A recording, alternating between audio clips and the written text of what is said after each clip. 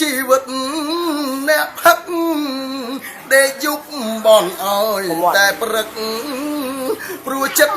នឹកឃើញតែស្រាបើមេឃមិនភ្លឺគេមិនបើកទៀមឡើយណាដេចមិនអាណិតមេត្តាដល់ក្រពះខ្ញុំវារើ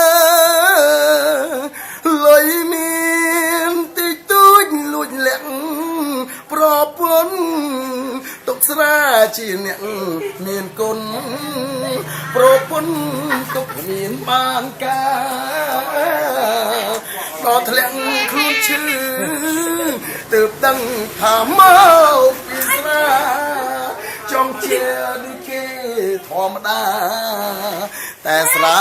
បំផ្លាញអង្គហើយទឹកភ្នែកអ្នកផឹកយំស្រនងខ្លួននឹងហើយមកស្ដាប់ប្រពន្ធទុកធ្ងន់ធ្លាក់លើនរណាអើយធ្លាក់លើខ្លួនឯងតែខ្លួនយើង